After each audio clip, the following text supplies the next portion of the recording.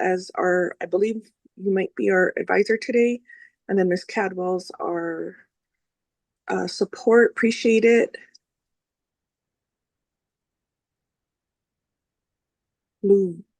Luvania.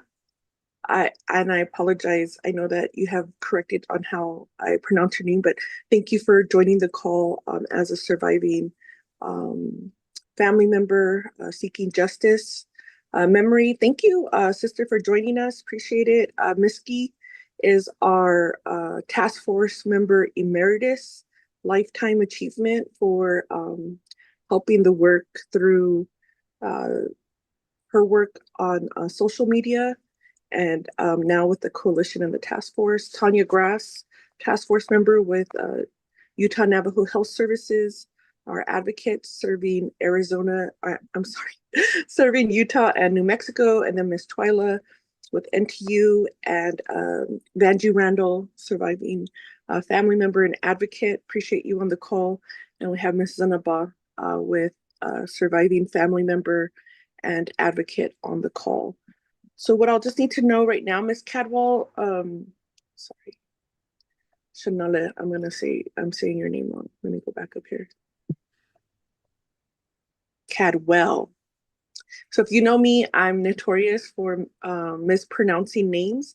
It's just something I struggle with. So please, no offense. If we could just, I try my best. I even phonetically write it down on my paper.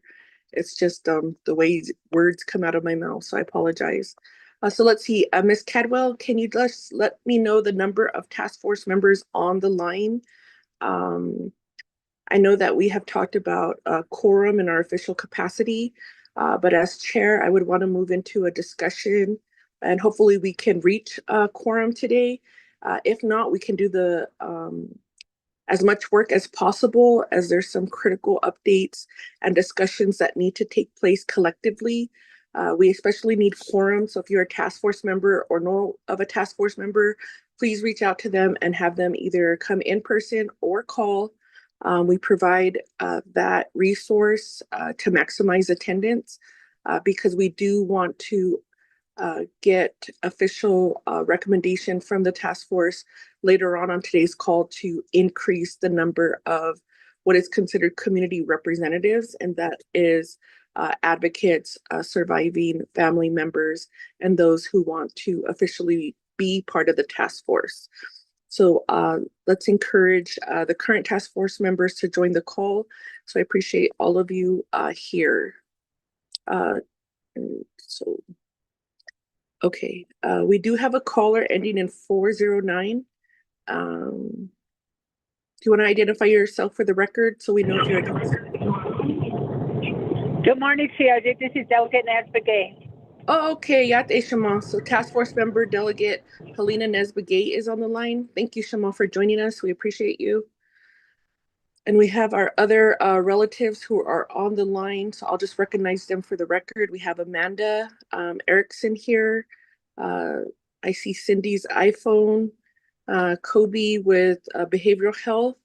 Shiaj Gary Mike, surviving family member and advocate. Georgiana Hihat, thank you, Wat, for being on the line. Surviving family member and advocate.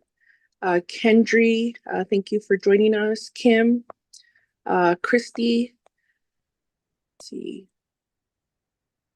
Charlene, yeah, appreciate you being on the line. And I believe majority of us have been identified. Is there anyone in person at this time? Tatiana or Shanala Miss Cadwell that needs to be okay, appreciate it, Cindy, for adding on the chat. So I want to just recognize, let's see, from the chat. We're just trying to get our technical stuff up and running. Andrea Bial Hihat with Four Corners Canine Search and Rescue. Okay, we're live streaming now. Appreciate who's out there listening live. And if not, we also make sure that this is part of the YouTube channel. And so relatives and community members are always welcome to go back and listen to our meetings. Kimberly, thank you with UNHS. let's see, Kayla, yes, she's a missing daughter of Aaron Mark Bradley, Vanjie Zachariah's mom, and MMDR advocate, Christy Branger with SWIWC, so Southwest Indigenous Women's Coalition, Kendry, representing the Eastern Agency of the Navajo Nation Youth Council. Appreciate you, Twyla, Navajo Technical University Missing and Murdered in a Relative Database Team.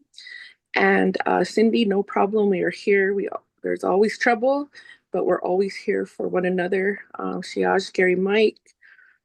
And Cindy, just to recognize you as a surviving family member with Leon Hayes' sister. So appreciate you. And then see, Luvania Sosi. Am I saying that right, Shadisha? And then you're at the at-large youth council member at the Denver Indian Center. Do you want to go ahead? Oh, good morning, Madam Chair. This is Lori Caldwell. Okay, so I have 12 members present. I'll just call them out. Honorable Amber Canospa-Crotty is on the call. Honorable Helena Nesbegay, which is number ending in 409. We have Miss Tatiana Billy here in person. On behalf of Sergeant Gary Grandson, we have Chief Silversmith on the call, Miss Juanita Martinez. I have Miss Laurel Shepard on the call, Miss Tanya Grass, Miss Kia Tsait, Miss Jeanette Deschini, Miss Kayla Benali, Miss Vanjie Randall Shorty, Miss Georgiana Harrison. So that makes 12 members present. And here in person, we have Kobe Sige present as well. Thank you, Madam Chair. Okay, Abiga. All right, ready. Tatiana, are you prepared to share the agenda now on the screen? Yes, I'll start sharing it right now.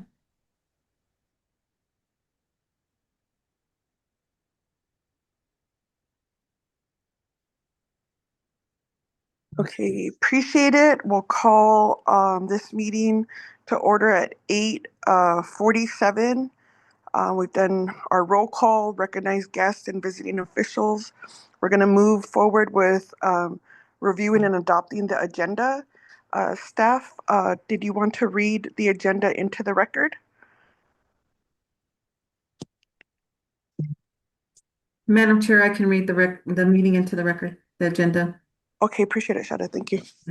This is the agenda of the Missing and Murdered Diné Relatives Task Force of the Nabakeetit Committee, 25th Navajo Nation Council, May 14, 2026, 8:30 a.m. to 10 a.m. Presiding Honorable Amber Canospa-Crotty, Chairperson, Tatiana Billy, Co-Chair, Speaker's Office. Location is the BFC Conference Room, Window Rock, Arizona. 1. Call meeting to order, roll call, and invocation. 2. Recognize guests and visiting officials.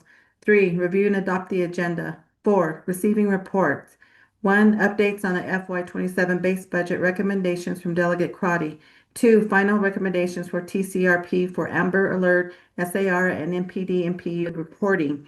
3. Update and data instituted from Navajo Technical University. 4. Approving an amendment to increase the number of community representatives to the 21 members, increase number of community representatives. 5. Old business, none. 6. New business, none. 7. Close the meeting, announcements, and adjournment. And then you have your reminders. And we can go through that one at the end of the meeting. That's the reading of the agenda proposed. Madam Crotty. All right, appreciate that, Shade. So this is there anything on the agenda that task force members that you would want to add or delete? Shada, I do have an amendment to our agenda today. Okay, what would that be? I would like to move item 3 off the agenda and move it to our next task force meeting, which will be on, have it right here, May 28th. NTU is not ready to present for us today, but they are excited to share with us updates, but they want to get a little bit more time to get everything together. So I want to move to the next meeting. Okay, so for those task force members on the line, is there any objection? Not for me. Janet. This is Janet. This Sheetney, no Let's see. objection. Lori? This is Vanjie, no objection. Appreciate it. Thank you. So, Chief Silversmith, I appreciate you being on the call. We've asked Ms. Azua with the Office of the President and Vice President to connect with Division of Public Safety, Police Department, and criminal investigators regarding, you know, the meeting that has been requested in terms of how data is collected and how it could be shared. It's a critical core component of the work that we're doing. And so if you could help us lock in a date and time by the end of today's meeting, that would be helpful so that we're aware of when the conversation will take place. I did ask President Nygren a few weeks ago when ASU presented on their data theater. I believe you were in attendance, and he did make the commitment not only to continue to fund the MMDR data center, but also working collaboratively. So if we want to do that work through the epidemiology center, that's a great route, but we'll need to move forward on the sharing of data. So appreciate your team time, and if you could connect us, that'd be great. Hakoshi. Appreciate you. I know it's a lot of moving pieces, but I think we could definitely enhance our working relationship together. Okay. All right, so we'll move that to our next discussion. Relatives on the line, do we want to add anything onto the agenda for today?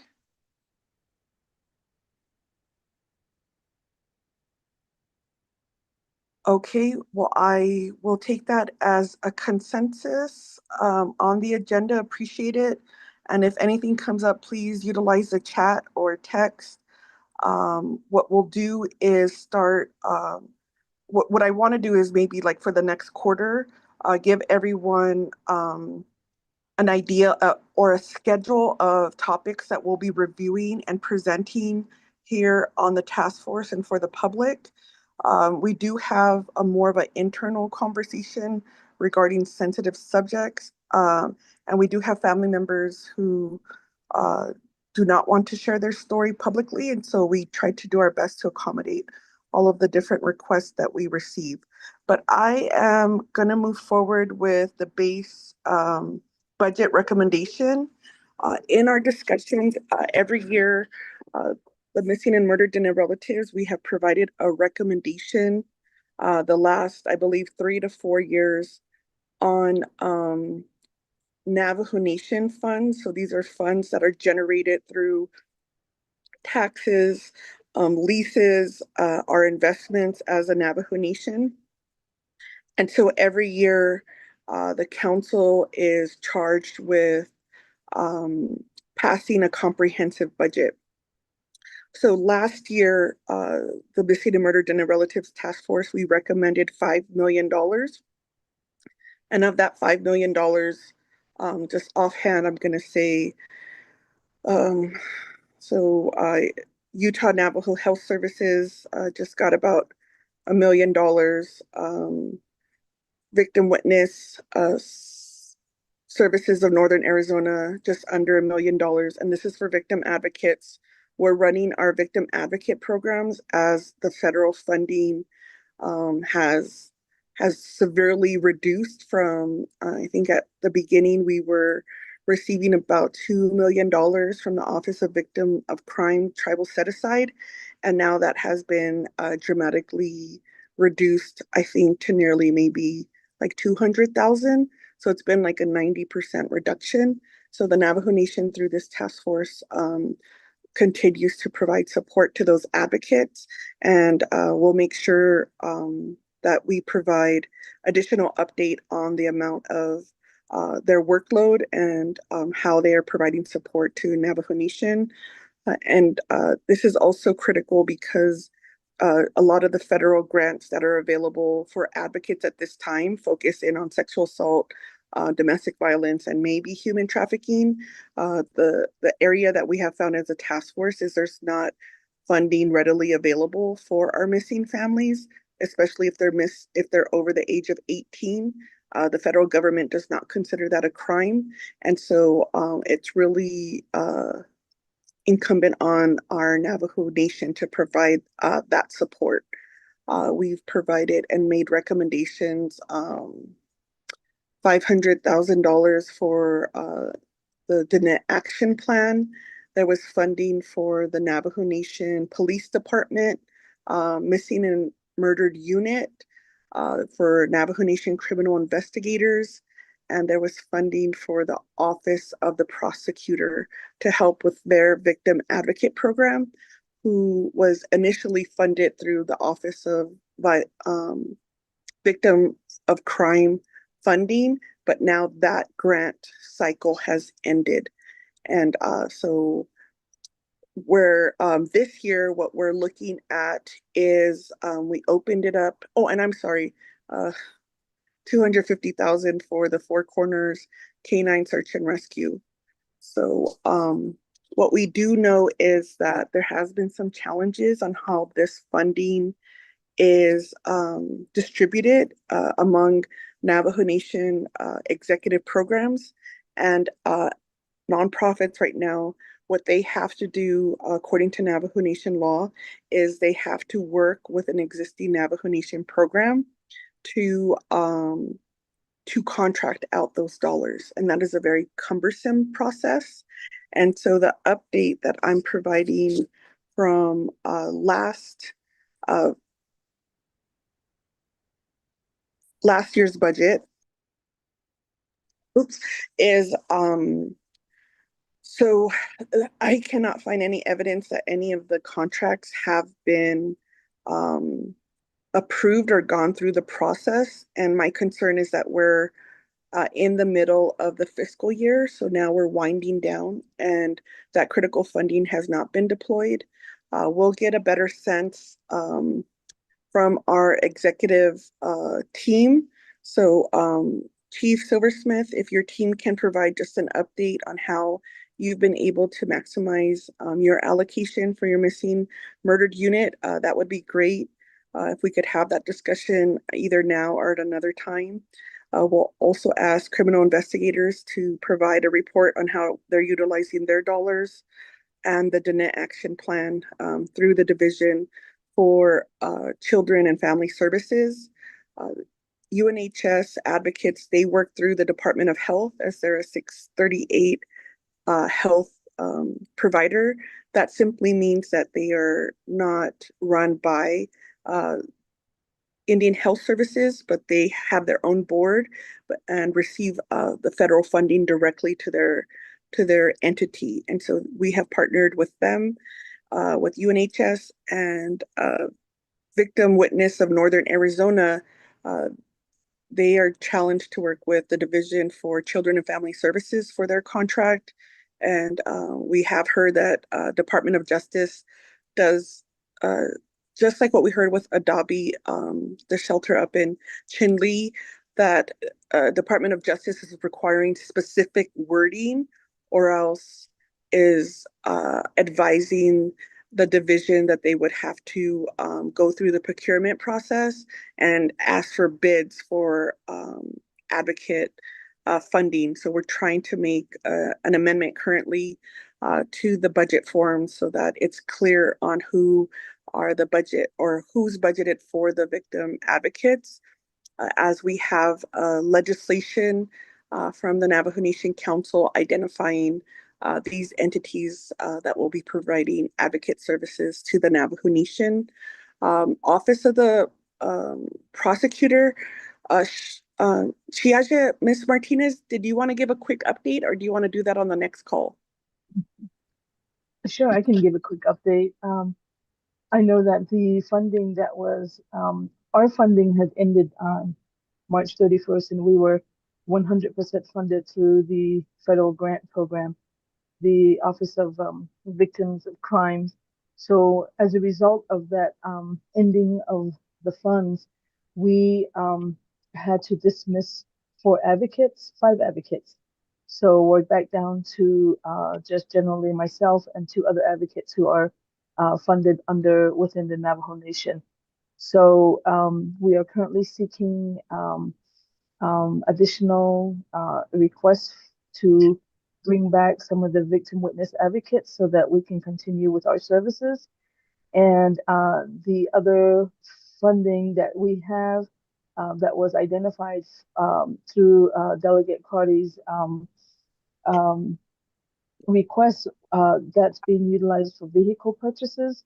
And at this time, vehicles, I believe that waiting to go before the Motor Vehicle Review Board.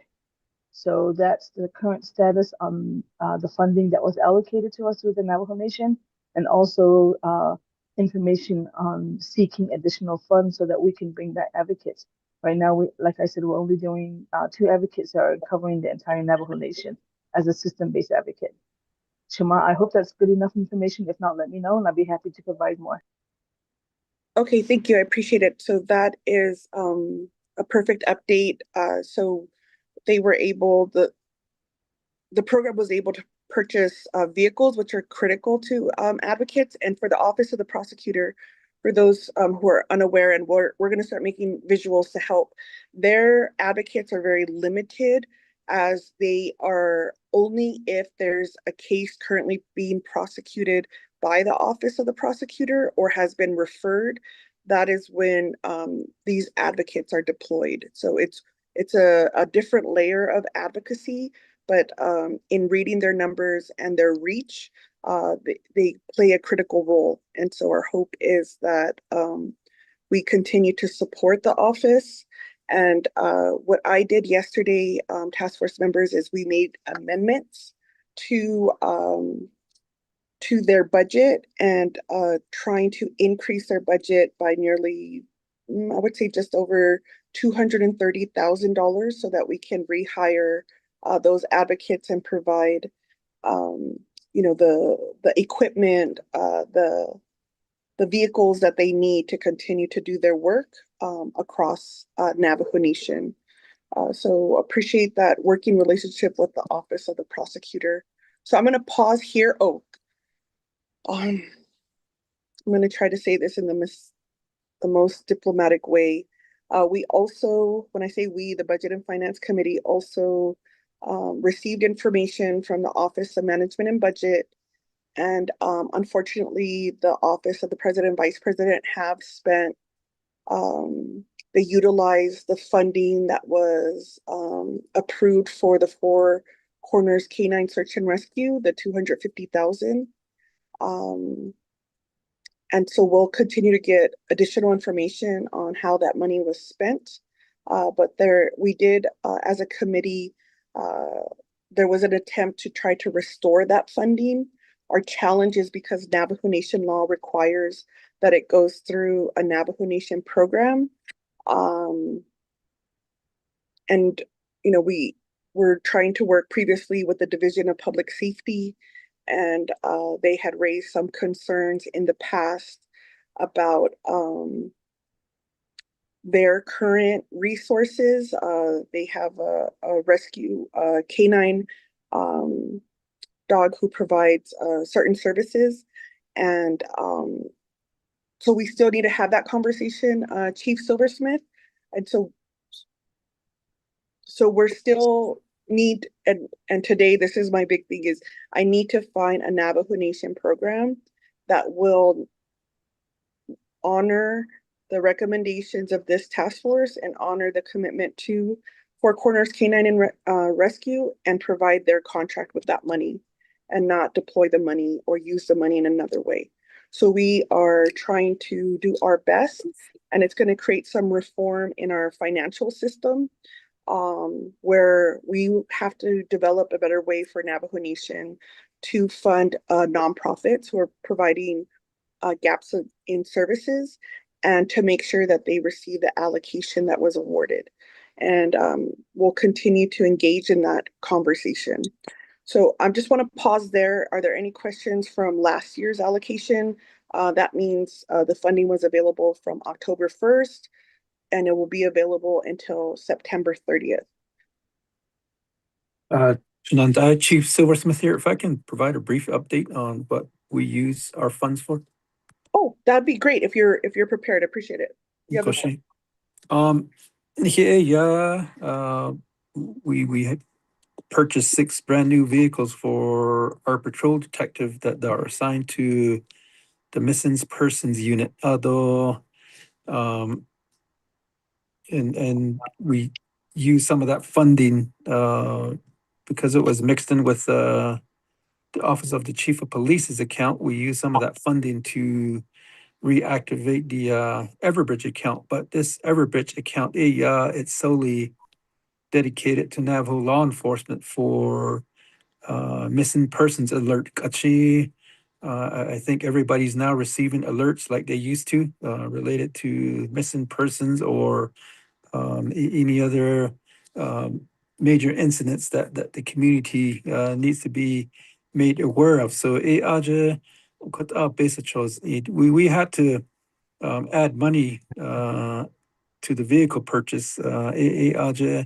On here ni budget bikita nanas lo ka get chidina has ni to ishi we expect them to be delivered sometime next month.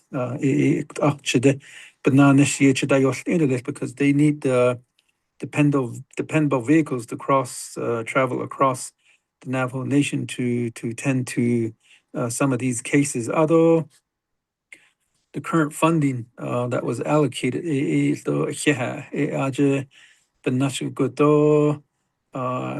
we're trying to find an office space to where the public could easily find the office and have access to the patrol detective unit. We checked over here at the Navajo Shopping Center, but eventually somebody had already took that office space. So we're trying to make it more open to the public, where individuals can walk in and file or get updates on their missing persons cases. So more friendly to the community without having to go through any barriers.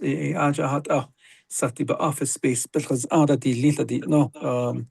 with this next allocation. So hopefully we have enough to at least try to provide an office space for the missing persons unit. And then I think there was another allocation I seen. I think that Besabayan Tiigi, I think that one has been allocated towards the Navajo Department of Emergency Management to have that money filtered through 250,000 to be filtered through the Department of Emergency Management to work with Four Corners, K9 and Rescue. And I think we're actually in the midst of preparing all those budgets. So hopefully by tomorrow afternoon, the new fiscal year 2027 budget. Be earmark peso. So that's where we're basically at. And as far as the data center, Andy, I think that the issue still is where the funding's going to come from. Although I think it's still an ongoing project that we can get an update from Mr. Henderson. Shahana. Oh, appreciate it, Shiaj. That's so appreciate it. Let me know if the vehicles are getting stuck at the motor vehicle review. Sometimes we'll have to encourage that commission to move forward so that your officers have access to the vehicle. If you could shed light on the Everbridge report, I'm not sure. Do we need to if you could ask your team, I'm not sure if we need to or sign up. I'm still not receiving alerts. I've received just one alert in the past 7 months, and that was for the endangered juvenile, maybe 6 weeks ago. And so our goal here is we provided, the funding and the access. And for task force members on the line, we'll have to do better on to give you a history of all of the funding that we've provided.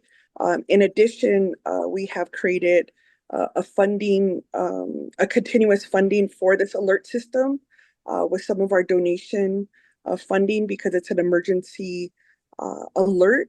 And so, Chief Silversmith, if you could provide or ask your team if they could provide an update so that we maximize the alert system. That's very helpful when a family member calls in a relative. They do want to make sure that there is follow-up. And one of the best ways is when we receive that alert and we're notified. We do have members on our team who monitor the social media, the Facebook, but the intent, as you know, is the alert is to be a larger range, as there are some individuals who have communication issues across Navajo Nation, these dark gray areas that we're trying to address.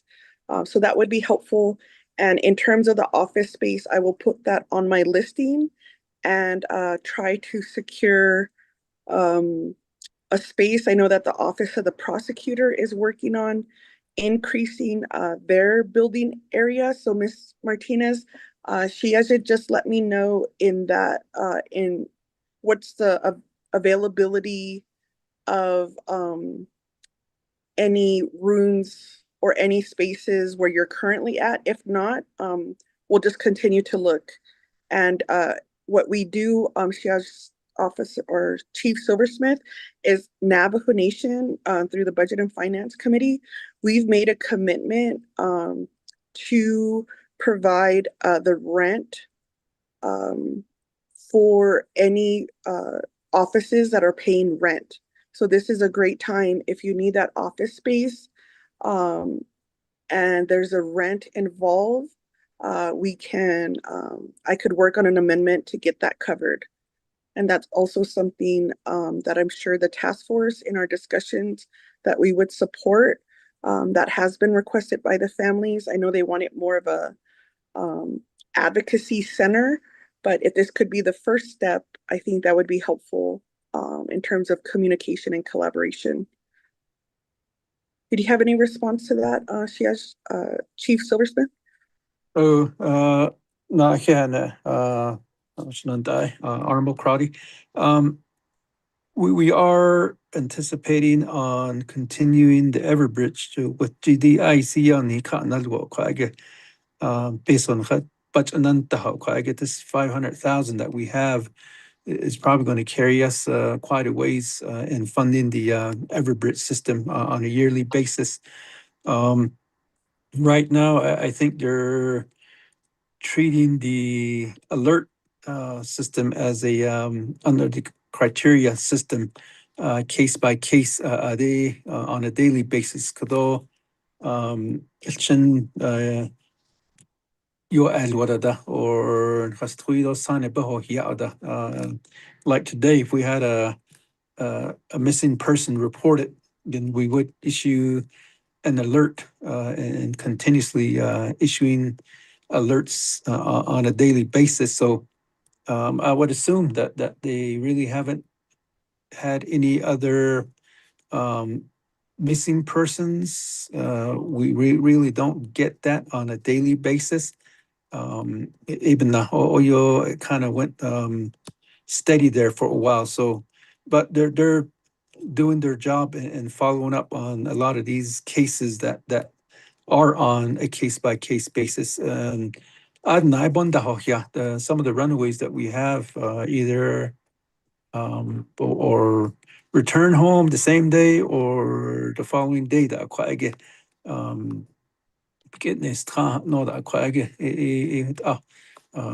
it's not really a prolonged absence in some of our cases anymore. So, but but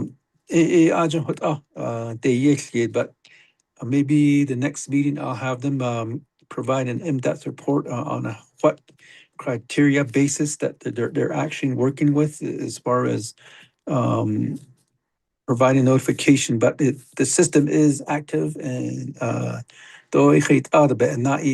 it's just the fact that I don't think we really get missing persons reports on a daily basis, which is why we're trying to make it to where it's centralized, to where the community or family members have an ease of access to the facility. Can bandot after or if it's out of office space, what you dot no.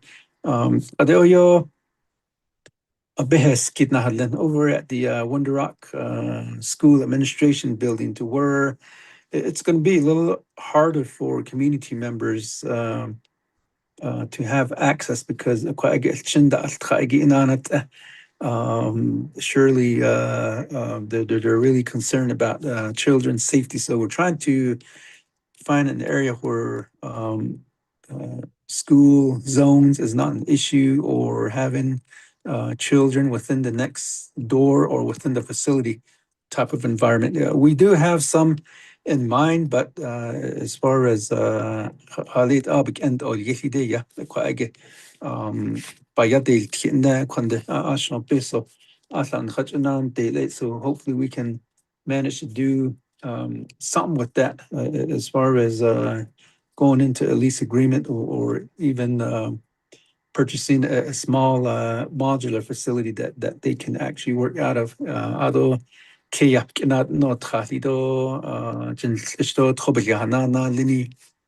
The costs do add up when if we decide to go with a modular type setup, but it's probably easier that way too because it's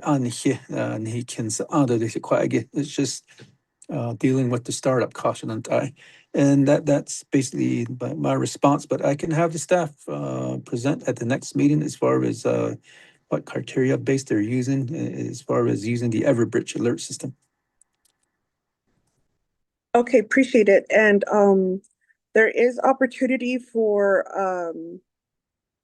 capital infrastructure. So I wanted to give you the invitation on let's have a discussion with the task force. If you could provide at our next meeting some areas that would be critical. So this could be, this is not annual funding, it would be capital infrastructure funding. So it could be something like a helicopter. I'm not sure in terms of the plan for drones and what that program looks like. This could be for a mobile unit to go out. When I went out to Coal Mine Canyon, I know that there was a very limited space, and some of these areas are remote. And so, if we could have a mobile unit that could be deployed, that would be appreciative. And looking at, we're also looking at the evidence. What is that called? The where you process evidence, and we're looking at like to have a place where we could process DNA quickly and store and process evidence for the Navajo Nation, and working with your oversight. We've started this medical examiner discussion back in the 23rd Council, and so if they would need a space or what that looks like. So if you have someone on your team who are looking at those long range discussions, I have been able to secure some possible funding, and we would want to have a conversation about what that looks like. And in addition, a second larger funding that would be available that I could recommend as a delegate is what we're calling our Capital Development Financial Act, but this is infrastructure over $10 million. And so if you have something, and that's where we're looking at possibly a permanent data institute, or and also looking at then how do we create all of these different a place then where you would have the medical examiner, all of these services provided in a one-stop shop. And so if you or your team are having these discussions, this would be different than the public safety buildings. This is beyond just having a police station and a jail. This is actually bringing us to like modern times in the type of resources that we need, because it's not only our missing relatives, but it's also our murdered relatives. And so we want to make sure that there's a true way to have justice, and that we're providing those services to our people utilizing our own dollars. She asked police chief. Yeah, I certainly agree. A one-stop shop is basically what I was also kind of envisioning, but this was just for the missing persons unit. But in Jondolith, if we had a MMDR center consisting of advocates and our patrol detectives, rather than allowing for our community members to be told, go across the reservation, but to really centralize this location to where we have everybody in one shop. So I really support that idea, as far as even having the data center located within that facility in Jondolishota. I think that would really find a permanent home for our patrol detective unit working along with our victim advocacy program, though, as far as the evidence, the evidence locker in general, that way we can actually collect evidence or things that might play a vital role in identifying the missing person or it'll make our job a whole lot easier in that aspect. So although we did have discussions about helicopters, but it's just the maintenance costs. It's good to buy a helicopter, but just the number of hours operating and the amount of hours that is associated with the downtime and doing maintenance work, it's pretty costly. So we are also working on developing a drone unit within Navajo law enforcement. If we need additional drones or officers dedicated to responding to a lot of these search and rescue calls. We also were exploring the idea of they do have one-man helicopters that doesn't really require aviation AAA licensure, but we will provide training to these one-seater pilots. But I just thought we were exploring those ideas of having a better view from an aerial view of searching for missing persons. So there's a lot of things that we're trying to explore and see what works better for us. So out, and I will probably be inviting the staff to any further meetings or any further discussions that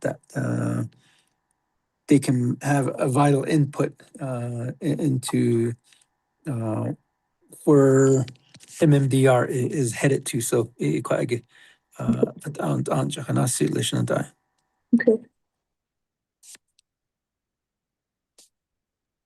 Sharif, we do have a few hands raised. Are we taking questions now?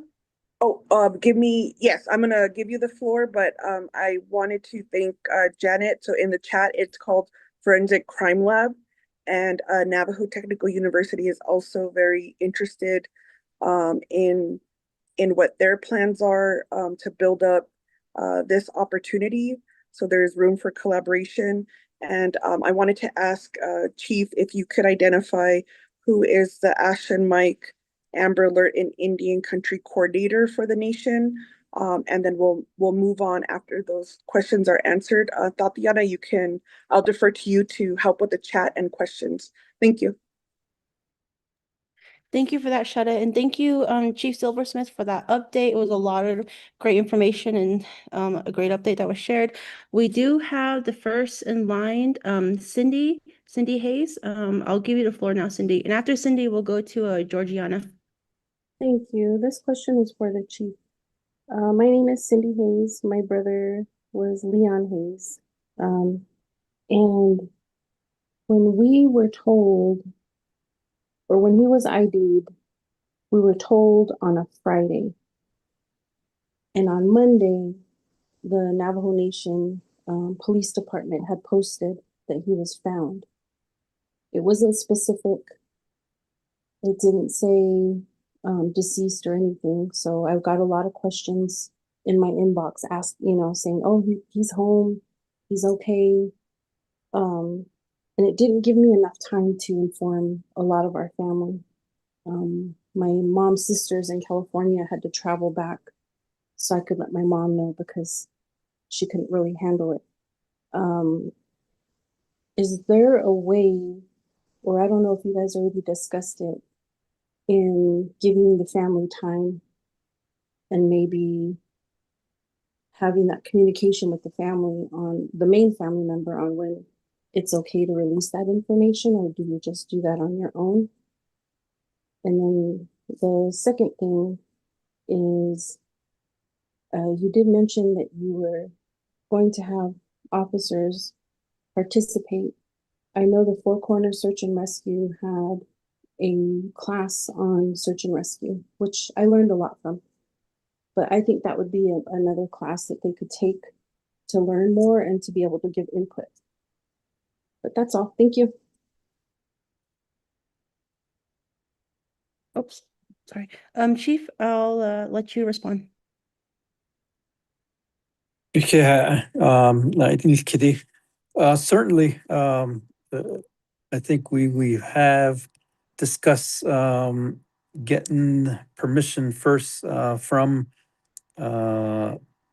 family members prior to making any posts, but I can remind my staff that they still need to follow the getting an authorization from family members before we do our posting to allow for you all to communicate with your family members. Um, but it's just a matter of we get outside outside programs or not anidanda it kind of I think most certainly we can probably come up with a potential timeline as far as how soon we can post whether an individual was found or not. But it is critical information that the community and whoever is looking out for alerts um, that we need to notify them that this individual was recovered. But Ishi Aja, I'll remind the staff that in some of these tragic outcomes that we would rather have family notify one another first before we do our community alert. So I'll address that with the commander in charge of the missing persons unit. As far as conducting search and rescue class, I think that would probably be a question for our DOJ because DOJ's concern is always about liability. So we can facilitate a class, but it's probably going to be more of a safety type course as far as safety is concerned when we're conducting a search and rescue operation. So um, we can certainly try to provide some classes, but again, we'll get guidance through DOJ as far as whether that's accomplishable task or not. So Thank you. Thank you for the response, Chief. Georgiana, I'll give the floor over to you.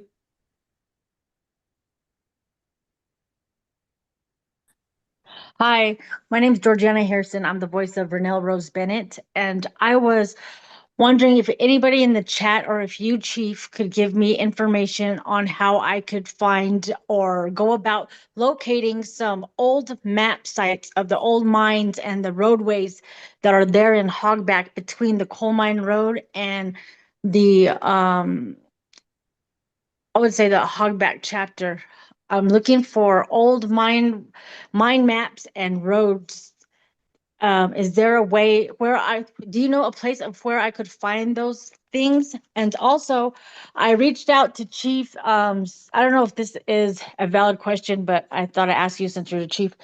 Uh, the chief of Shiprock Police Department. I had sent her an email about an event that I'm having on June 20th, and she has yet to reach out back to me because I needed an escort. Because last year they were telling me that I needed an okay from the police department to do this walk that I do on a yearly basis for my sister. And how would I go about to get this permit that the Navajo Nation Police Department want from me when I am doing a walk? And my sister's event's coming up within a little over a month. The event will be happening, and I would really appreciate on getting more information on how I can make this a valid event to where the Navajo Nation Police will escort us or at least be the secured, because it's an 8-mile walk from milepost 31 in Hogback, New Mexico to the Shiprock Chapter House. And that's to keep the people who are attending this walk and who are driving in their vehicles, to keep them safe as well, because it's a highly trafficked area. But those are my 2 questions. Thank you.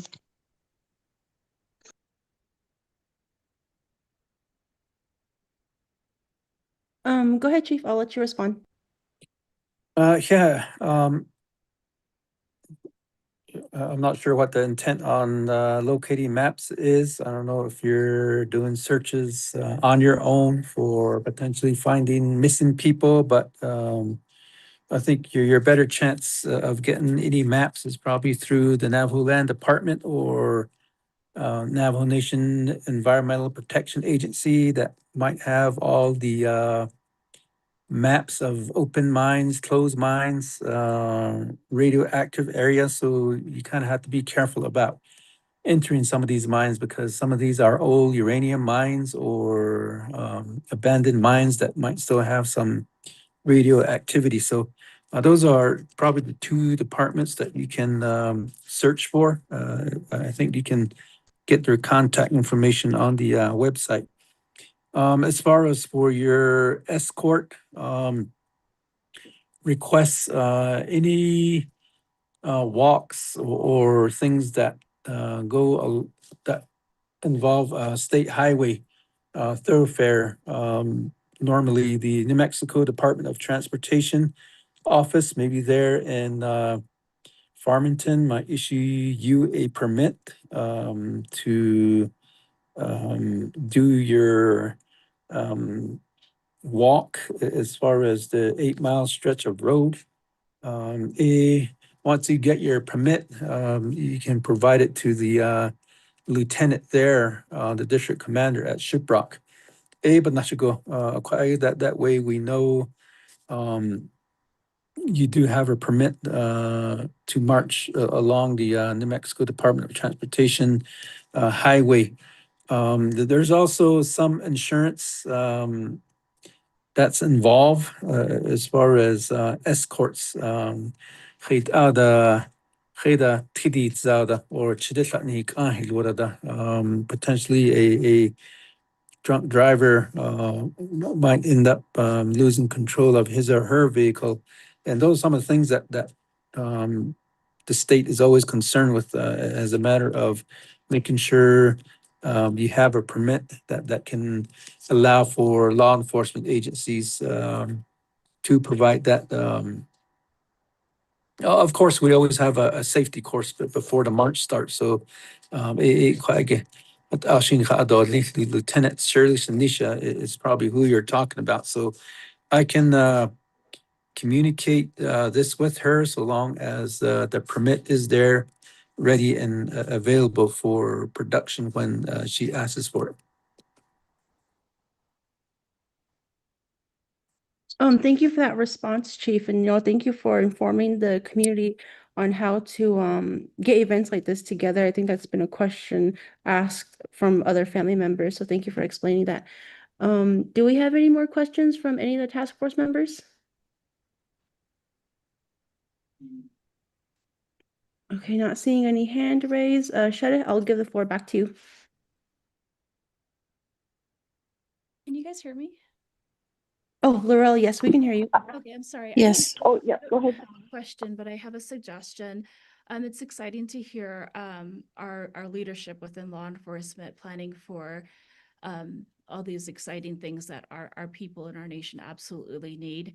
And I just want to suggest, especially when it comes to the work that you're doing with MMDR within your organization, I want to just remind you, you have a lot of experts in the field here within the group. And when it comes to how to work with families and do that, and you have support here too, when it comes to advocacy and how to work with these how to work with our families.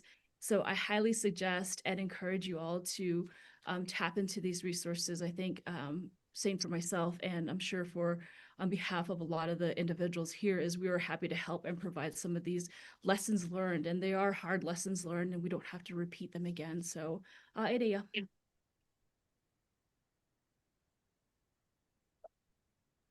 Thank you for that, Laurel. Any more comments or suggestions, task force members? Okay, looks like we're all good. Okay, Shada, go ahead. Okay, appreciate it, Shadeja, and all of the comments, recommendations. We do collect all of this information and add it into our logic model, which can be shared if you request access to the document from Tatiana, and you will see all of the different areas that the task force is involved with. So I'm going to go back to now this year. If you're familiar with Navajo Nation, and many of you are not, so we'll baby step this. Every year, the Budget and Finance Committee by Navajo Nation law recommends a base planning amount to the Navajo Nation depending on our budget or the money that's available. So this year, and I'm going to go back and amend this language, we had let everyone know that in the month of April to send a request for funding. First, you have to meet all of the criteria for Navajo Nation law. And so newer organizations, it is a challenge, but I think if we have enough time, we could also provide that support. Right now, we will change the name because Department of Justice wants, Navajo Nation Department of Justice wants the name exactly as the organization is named. So I'll be working on this amendment. But for this year, our recommendations were $2 million for Victim Witness Services of Northern Arizona, $1.5 million for Utah Navajo Health Systems. I know we're going to have to add the comma Inc. $1 million was the request from Navajo Technical University for the Data Institute, $500,000 for the Missing and Murdered Unit. And so Chief Silversmith, this is where we'll need to talk about the plan of operation to make this unit a permanent in the structure of the police department. We also have the Office of the Prosecutor Victim Witness Advocates at $300,000 and Four Corners Canine Search and Rescue at $200,000. And Chief Silversmith, we have time to amend who will help with this contract. I just wasn't clear at the time in terms of the Division of Public Safety that who would help Four Corners Canine Search and Rescue with their contract. So if you have a recommendation or you feel that your team has that capacity, that's the intent, is just to make sure that that contract is available for services that they provide free of charge to our Navajo relatives. So we could have that conversation. I'll be working on the amendment. I did not receive a request from the Navajo Nation Criminal Investigators Office. So I'm still not clear. And I know I reached out to the Missing and Murdered Diné Relatives Coalition. It's been a very heavy time for the coalition, and so I wanted to just see, well, it's not in the initial base amount. We will just see if there's opportunities there, but you have to be connected and have a working relationship with the Navajo Nation program, and that takes a lot of coordination, patience, and Navajo Nation funding is on a reimbursement basis if you're a nonprofit, and so that also is a challenge if you don't have the funding to upfront. And of course, as you may have heard, it is very challenging to get your invoices paid by Navajo Nation. So there's a lot of internal issues that we have discovered with this recommendation of funding. And so I'm proposing some financial reforms, working with the Office of the Controller and hopefully the Office of Management and Budget. So I just wanted to give you a snapshot. This is what we call a resolution, a committee resolution, and it's the letters are BF for Budget and Finance, AP for April -09-26. This is available online. It's a large document. You can tell I'm sharing. I think it's like over 200 pages. But this is the work that I have committed to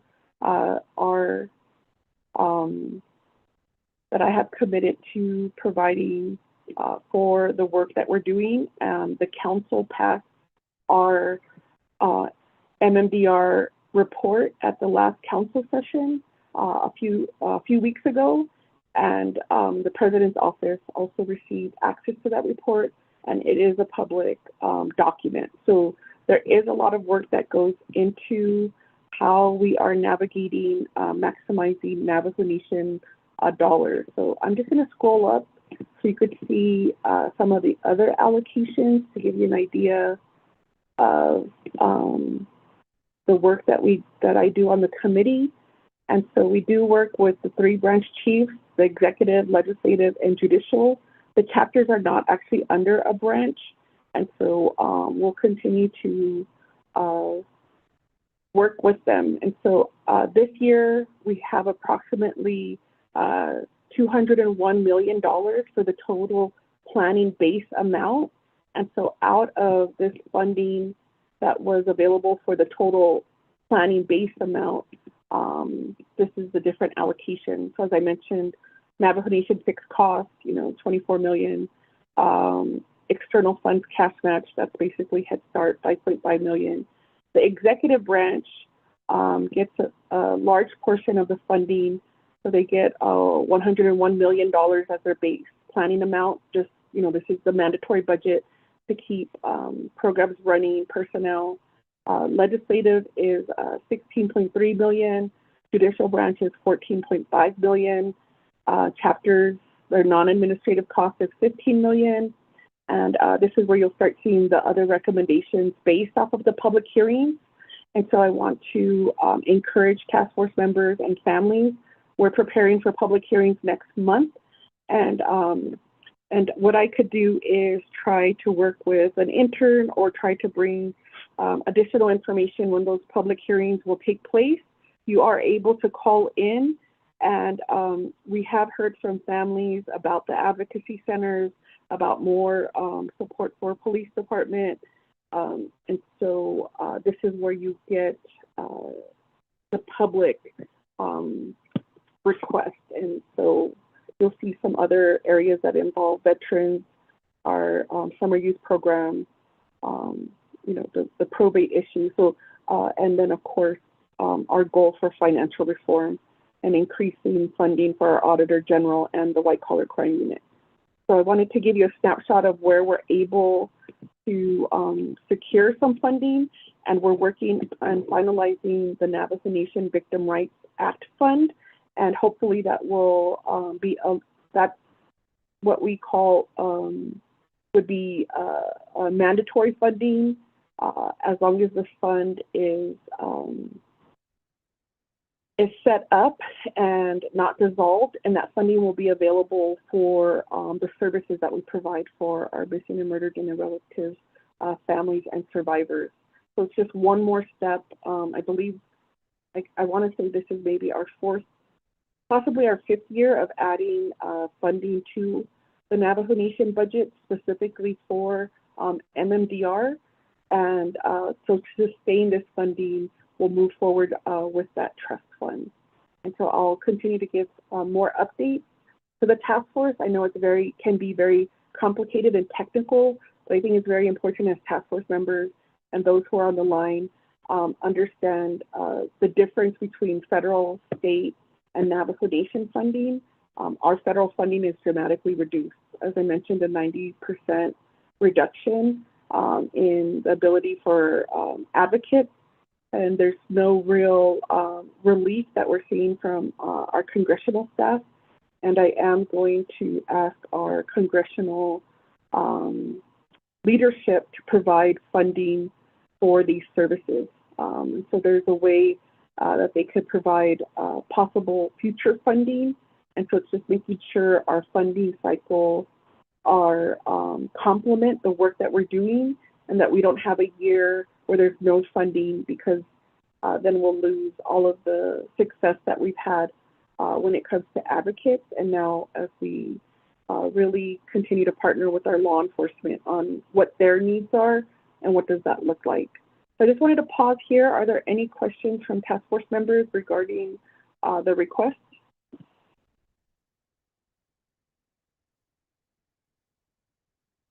Okay, appreciate it. Tatiana, we can move forward with the next section of the report, and I'll stop sharing. Okay, thank you for that. A quick question. Are we voting on accepting any of these reports, or are we just moving through them? Thank you, Tatiana. So we have always said by consensus. So if you wanted to stop and just ask by consensus, I'm okay with that. Okay, because we do have one report on here to approving the amendment for our legislation for MMDR task force to increase the membership. So that's why I was just asking.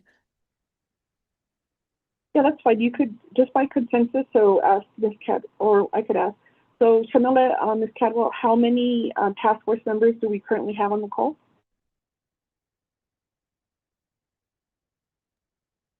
Madam Chair. Sorry about that. I have 15 members present. Okay, so we'll go to the task force. We try to approve by consensus. So if there's no objection, for the record, we'll state by consensus this report was approved. Is there any objection or opposition? Okay, appreciate it. Thank you, Janet, for using the chat. And so we'll move forward with the record, Ms. Cadwell, Shamila, that 15 by consensus, and we'll move to the next report. Thank you.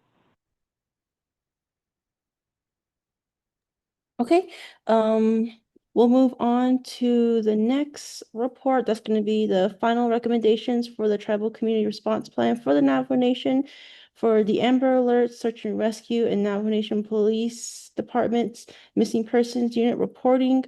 How did you want to go about that one? Let's just start. Do you have any updates right now? And are there any outstanding areas? This might be a great time for a police chief to give us an idea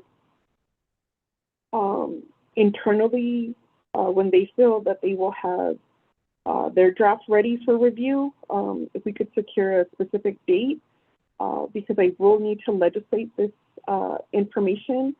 So maybe, Tatiana, if you could pull up the Tribal Community Response Plan, the law enforcement section, and we could just briefly go over what we're discussing. And as task force will, and you know, everybody on the call, when I say task force, really I see us all as a call, but just the quorum issue is kind of more of who's on the list officially, but we'll fix that. We'll review this as a shared document, and we have to change and update the process on what the reality looks like right now and what we would want it to look like for a response plan when it comes to one of our missing relatives. So if you have never seen the Navajo Nation Tribal Community Response Plan, the initial version 1 was approved and signed by former President Jonathan Nez back in 2022. So it's been about 4 years. So the information is outdated. Our goal as a task force is to have a review annually. And so we are trying to complete this plan. Can you, that's too small for me, Tatiana.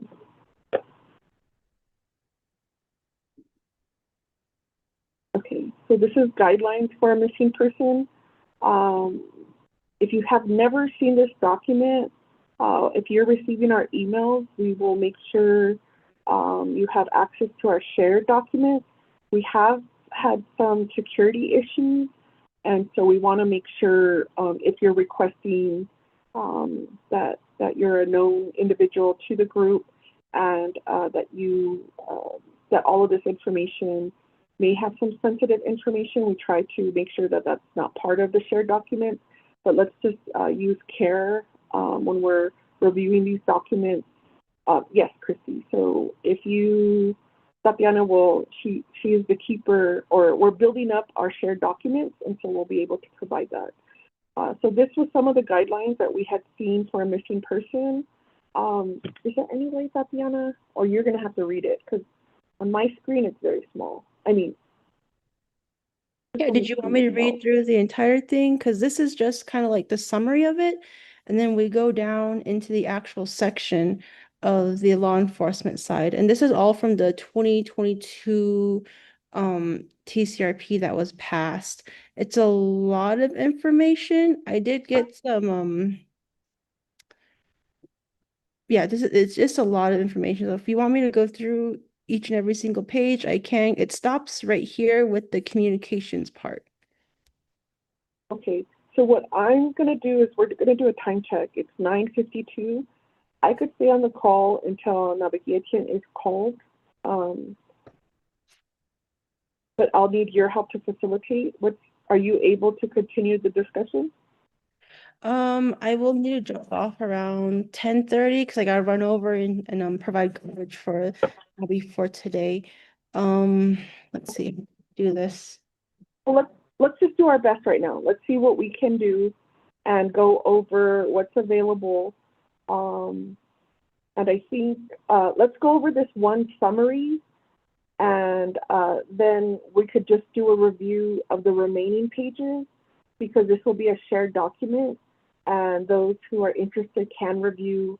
And I believe when you have a shared document, make a comment on any changes or questions.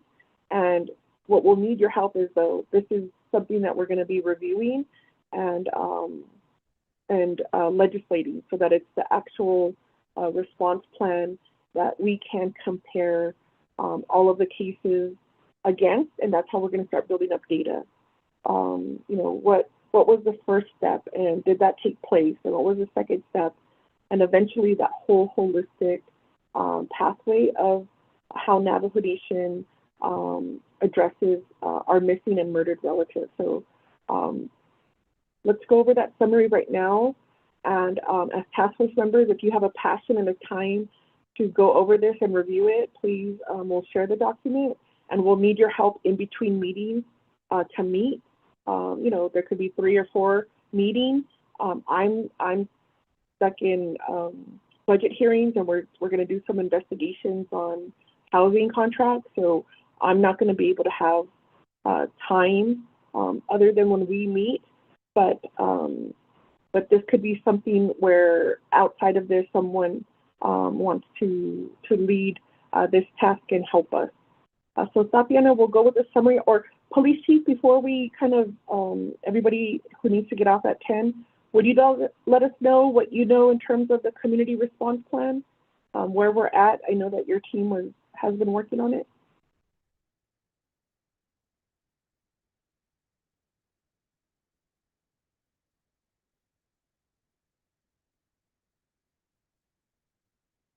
Wait, I'm not hearing.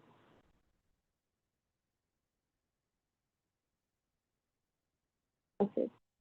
I'm not hearing police chief, so we'll reach out. This has been something we've requested, an ongoing request to Navajo Nation law enforcement since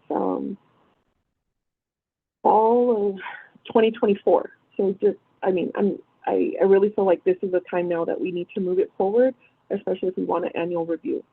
So Tatiana, let's go over the summary, and we'll use the chat for questions.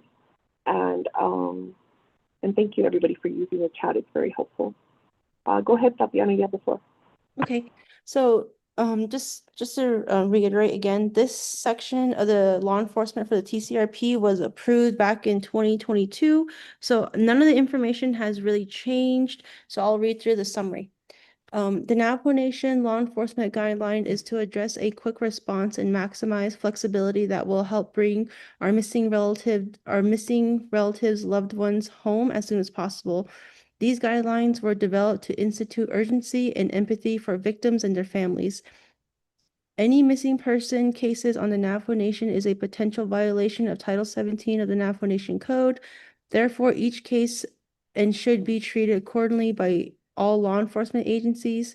Any missing person case involving a member of the Navajo Nation impairs and should be restored by including the victim's immediate family, clan, community as the case unfolds.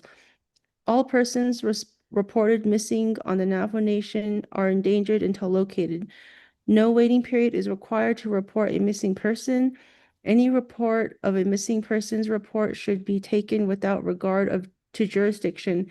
The method to file a missing person's report can be done includes in person, by telephone, or electronically where available. The Navajo Nation Police Department shall inform the person making the missing persons report, a family member, or any other person in a position to assist the law enforcement agency of their ongoing effort to locate the missing person. An NPD shall provide the family with general information about their case or about intended efforts in the case to the extent that the law enforcement agency determines that disclosure would not be sorry, I can't read right now. Adversely affect its ability to locate or protect the missing person, to adhere or to prosecute any persons criminally involved in the disappearance. Oh my gosh, my eyes. An NPD shall inform the family of National Clearinghouse database into which the missing person's information will be entered, and then to direct the family to the website of the National Center for Missing and Exploited Children and/or the National Missing and Unidentified Persons System for information about available resources. There we go. Okay. The lead investigative agency with whether Navajo Nation or federal law enforcement should regularly share information about the general progress of the case with the victim's extended family and clan if the victim's parent, guardian, or next of kin grants the investigative agency permission to do so. An NPD's public information officer has the primary responsibility to share for sharing information with the media and public to assist the investigation and help maintain care by addressing community concerns that the cases is being addressed and resources are being provided on behalf of the victim and their family. The Navajo Nation should maintain communication between the victims and their kin for the purpose of victim services. Next of kin is defined as blank by those descended Title 17 of the Navajo Nation Code. Yeah. The victim service advocate for the Navajo Nation Office of the Prosecutor is currently the lead agent that should liaison with the Navajo Nation Division for Children Family Services and the Navajo Nation Department of Behavioral and Mental Health Services to coordinate trauma-centered system-based victim services. Oh my gosh. Victim service providers at the FBI and U.S. Attorney's Office should regularly communicate with the victim service advocate. Sorry about that, guys. It's a lot of tiny writing and I'm having problems reading, apparently. Thank you. Hey, Tatiana, should we update that to reflect the current process, or has the Navajo Nation Prosecutor's Office Advocates and Division of Social Service Advocates obtained funding to expand their scope of work with missing and murdered individuals? Yes, I do believe that this all needs to be updated. Because right now, DCFS and DBMHS, I'm not sure if they have advocates to help with the being trauma informed.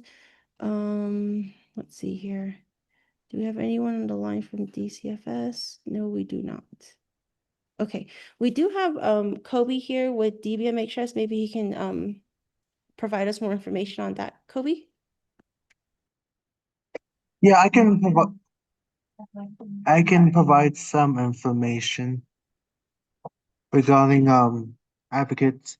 So currently DB Madras does not have a precise advocate for behavior my apologies for MMDR related um victims. However, we do have clinicians and admin staff that are familiar with resources that can be provided to behavioral health victims, behavioral health MMDR related victims. Thank you. Thank you for that, Kobe. Laurel, does that answer your question? Yeah, my recommendation is this should update, we should update this to reflect it. And I think this is supposed to be a working, the TCRP is something that should be updated probably annually just to reflect how the current process is. That's my recommendation. And I'm sorry, I have a hard stop now, so I will take a look at this later and take a look at the notes regarding conversation after and hopefully provide input via email. All right, thank you. Thank you for that. Appreciate it. And we'll talk to you next time. Okay, does anyone else have any recommendations for this section of the for the law enforcement for the TCRP? Chief Silversmith, do you have any comments on this part?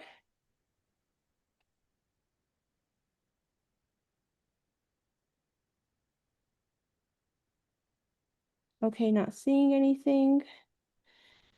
I have something to add. Yeah, go ahead, Cindy. So in my brother's case, he had the first officer that I had met with and did the report with, and that was February of 2022. By October, I went to the first the missing and murdered event in Albuquerque that they did. And they had they had different tables with different police from different areas, including Shiprock. And I went to that table. And an officer had introduced himself to me after I introduced myself, and he said that he was taking over my brother's case and that he would message me. And I didn't receive anything, and I tried to get a hold of this officer, went back to the first officer, finally got a hold of him. He gave me the information for the second officer, and I never heard back from that second officer. And I think that went on from October all the way to maybe January, February, and then I just left it. I did call, I think it was Reseda Billy, who put me in contact with a different officer. And then from there, I kind of got some help.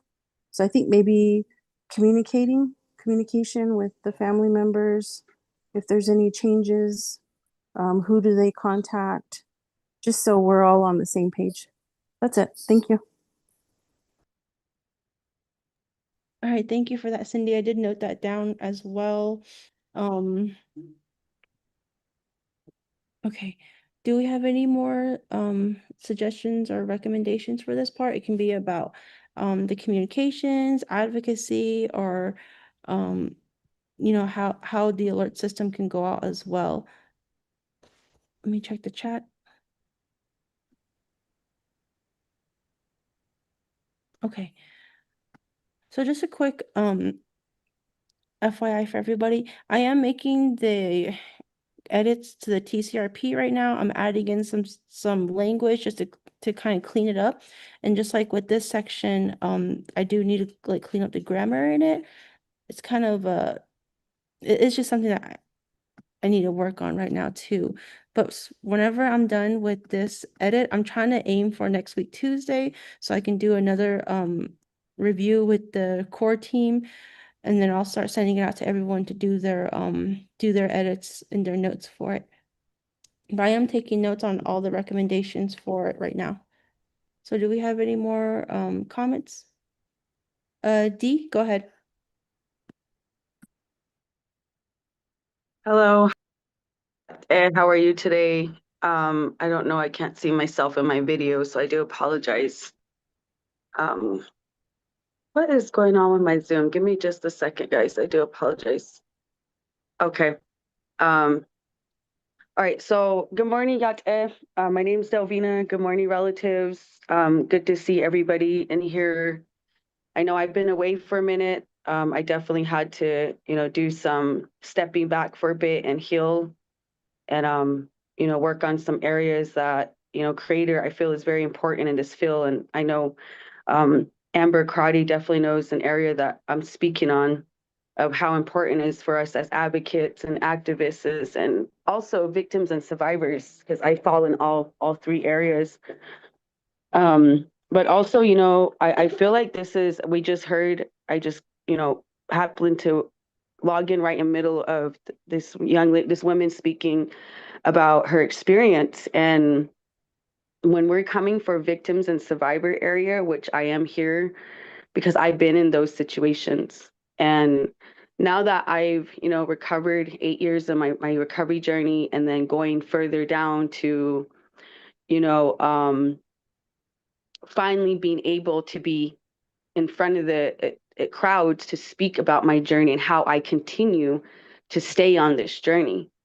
And I feel like the huge barrier in the issue that victims and survivors, families are having the biggest problem is finding a safe person, a safe organization, a safe place that's willing to guide them with all the information of saying, hey, you need prayer. What's your culture belief? What do you guys believe in? Because we should never force anybody's religion and culture, or not alone, but ours, on anybody just yet. Because remember, we talk about victims and survivors, we're talking about the families now.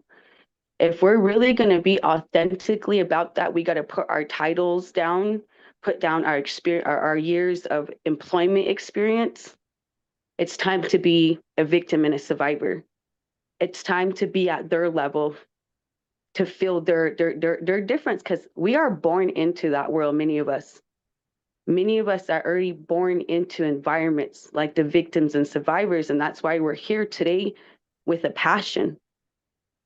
And if you're here with a passion like myself, you're here voluntarily, you're not here with the title, you're not here with the degree, you're not here with years of experience, nor are you here using that to manipulate or sabotage or control the room, the environment, or the family, or the victim and survivor. I feel like that is a huge issue right now among our families. We keep losing them. They get lost in different areas. They get pulled in by different places. And a lot of it right now that we're dealing here in Southern Arizona, where I'm sitting in the rooms of policies, of lawmakers, of places being changing, and I see policies that you guys and us that we're talking about that we're going to draw up now. We can literally go far, and it can be approved or not approved. Well, I've seen things beautifully invested into, and it get voted no. And that was the most discouraging part in the Capitol, that I had to step away, because I was watching it for months, and it finally got to my mental health. I think the one that did get me the most, I shouldn't say I think, because I normally don't carry myself like that as an individual. So I know for a fact this one that did get me is when I seen a white privileged mother walking up to a podium, and they allowed her to share the issue of her son playing Roadblocks, and he clicks a link, and it gets downloads down of images, and it goes into his phone, and the police show up, they arrest her son, and her son's in jail now, and now she wants to blame the policy of the internet. The internet is a problem. We need to put restrictions here. We need this. And immediately they voted her in. They voted her policy in right away. All 7 votes, bam, bam, bam, bam. And mind you, I've been sitting at the Capitol. If any of you follow my journey, if you've seen where I'm coming from, I'm speaking from. I'm coming from different levels. I sit at town board meetings. I sit at city board meetings. I sit at council meetings. I sit at, state meetings. I sit at different meetings. I'm sorry you don't see me in the chapter houses. You don't see me at the Window Rock. I already grew up there, guys.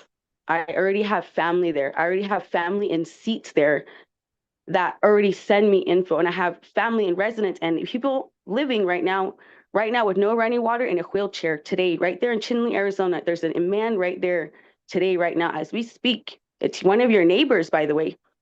He's in a wheelchair right now. He needs firewood.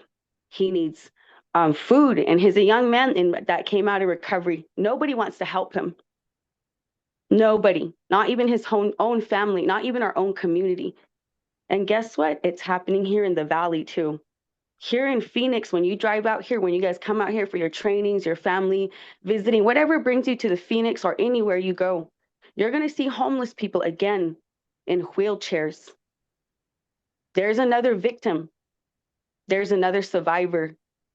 Like our families in here again, okay? Our families in here again. These guys are wheelchairs now. We don't know their experience because none of us sat in a wheelchair on the streets. I've never been on the streets homeless in a wheelchair. So I'm not allowed to speak or tell him where to go. But let alone, guess what do? We just drive right by him because we can't relate to him. We cannot. But you know what, guys? It got personal now. My aunt has been homeless on the streets by choice for over almost 10 years now. And I'm guilty, and that's why I'm here. Not just because of her, but for her and those before her. My aunt is out here in Phoenix, Arizona, and our own community out here, even though we have a recovery center here, we have everything here. They were going to throw her off at CAST, that's a homeless shelter, highly known for addictions. And she told the driver, if you take me there, I'm going to relapse. It was one of our own indigenous relatives. Crossed some lines, by the way, HIPAA violations. She saw my post, me looking for my aunt on TikTok. And if like I said, if you follow me, you know where I'm coming from. You know exactly where I'm coming from. I found my aunt within 24 hours. I found her on TikTok. The beauty of my platform, the beauty of what I use my platform for. I don't manipulate people. I don't sabotage. I don't guilt trip. I don't do none of that. That's more on my private page. And I do apologize. It's not directly to you. It's the people in this white man's way, the white man's world, the white man. I don't fight my own community. That's where lateral violence. I'm a survivor of that too, because I'm tired. With this being said, me as a lateral violence survivor now, I went to my aunt, I found her. And I was told all of the problems from the person, our own indigenous, our own Navajo relative that works in that place, that in that building with my aunt, that felt sorry and empathy. A worker in that building said, hey, I know where your aunt is. Come over here. I can't tell you more. Bam, we went and we talked. My aunt shared me all her bears, but remind you, my aunt's in recovery. My aunt's sick. My aunt's broken. She's lost. She's still trying to find help. She's still trying to find help. But we say, oh, here's the number. They did the same thing to my aunt. They did everything, but they still were going to throw her off on the street. But thankfully for one of our indigenous relatives that works in this world, went and crossed some policies and boundaries and to tell me where my aunt's at. I found my aunt. My aunt's in a wheelchair now. She's in a wheelchair. Same thing again. Why do we look at these people? Now they were going to throw my aunt on the street because they couldn't do nothing for her because she's sick, she's broken. She has diagnosis too. Just like our victims and relatives right here. They got proof. They have proof already that they're hurting. It's on a police report. They have all the evidence already, relatives. I'm gonna excuse my tone right now. This is why I had to step back, relatives, because I didn't want to come here bitter, angry, and upset and frustrated because I was told you don't carry the medicine like that. You don't carry a drum like that. You stay home, you pray, you work on yourself.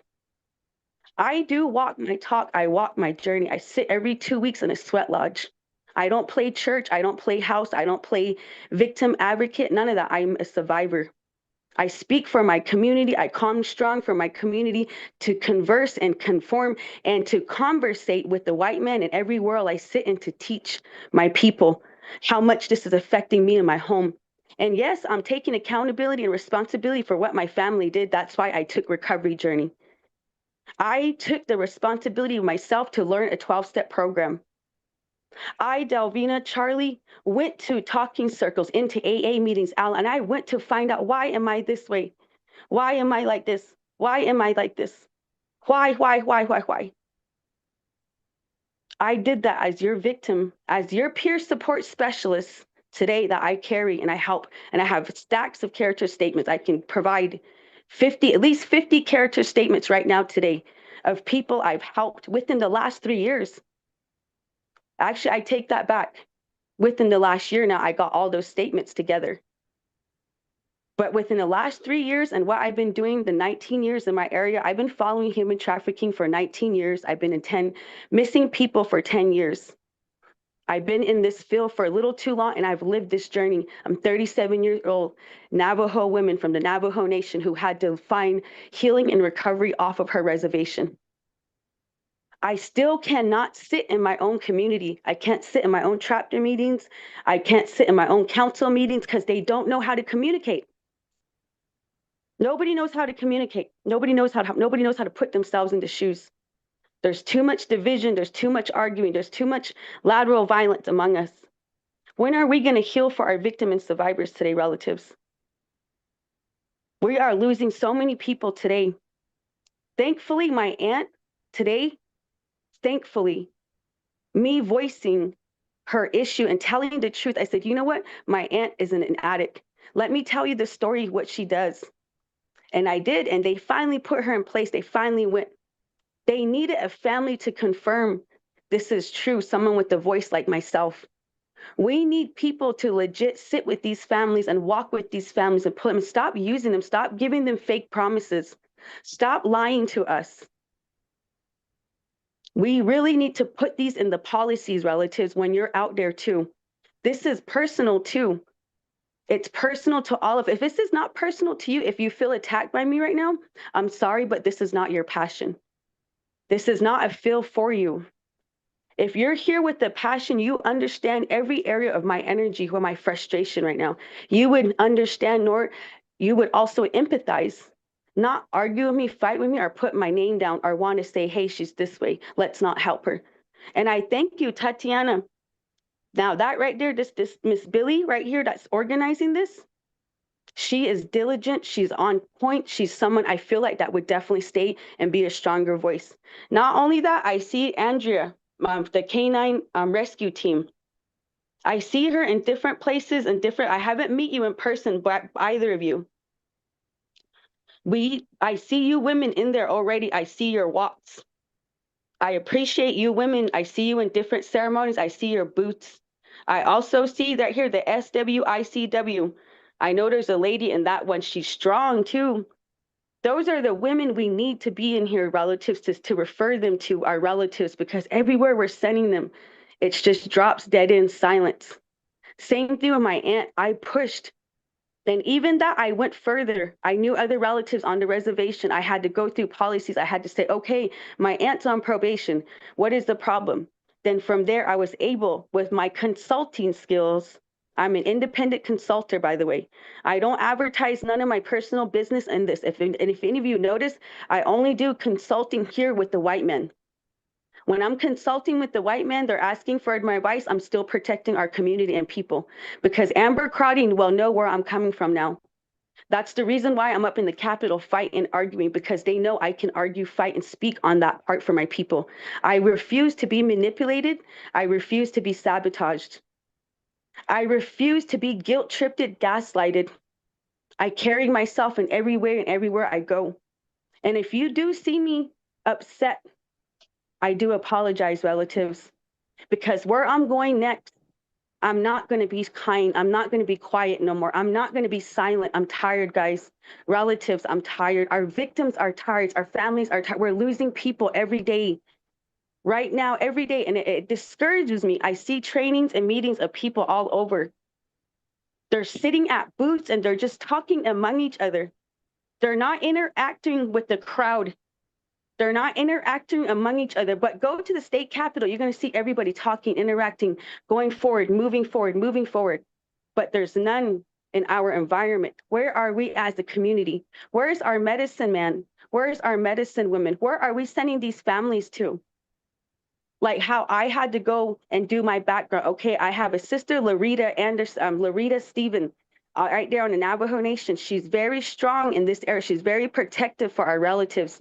There's Thundermaker Wellness out here. You can help. I know the areas of recovery and healing. Relatives, I'm having the most hardest part now getting families for MMIW, MMIP help. All of the resources and money is being taken. It's being pushed elsewhere. I saw little advertisements for this, for MMIW, MMIP. That's why the walk got bigger this year. Our numbers are rising because families are coming up more. That means more families. People lost somebody in their most recent ones too. Why are our numbers still rising, relatives? Why? Why are these nonprofits off of the reservation still getting grant money when we're not getting it? Why is the canine rescue? Why are we not able to get money for them to continue to provide the authentic, legit services for them to help our community? This is where the fight is. Us as natives, we go to ceremony, we don't ask for money. We come with food, we come with prayer, we come with jewelries, we exchange. And yes, some will come with extra money. They come with gift cards, thank you cards, because that's all they can bring because they got a busy life. They got a busy life, so they come. So when we crawl into the sweat lodge, that's how we go. But they bring tobacco. If they come empty-handed, you come with medicine, something you give. That's the way we're taught in Navajo ceremony. That's the way that's taught out here in the sweat lodge. That's all the way taught, all the way to our relatives in the plains, the Lakota, all the way that way. They taught this too. So we know how to handle this, relatives. We know how, but we got to know how to negotiate with the white man. We have to know how to negotiate with them with their game of chess. We're playing checkers because that's what they did to us. They taught us how to play checkers and Uno while they're playing chess. We have to start telling them we are awake.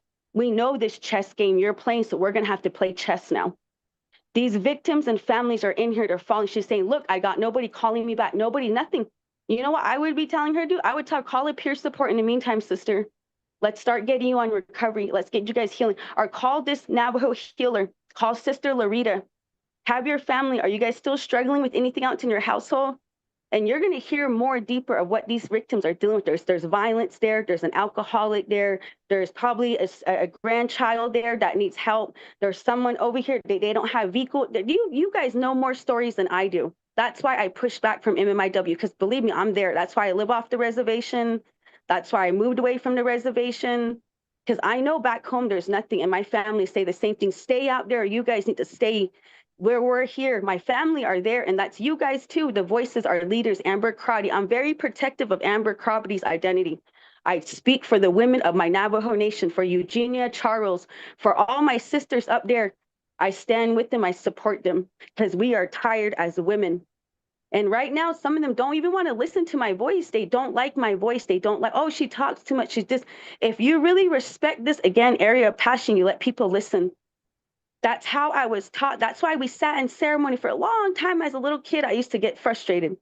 But you know what? Today, as an Indigenous woman walking among you, I'm very thankful I learned I can carry that medicine today. And I thank my ancestors, my Nollies, my Chays up there that helped me. thank them for guiding me through this life and forcing me to sit in those areas.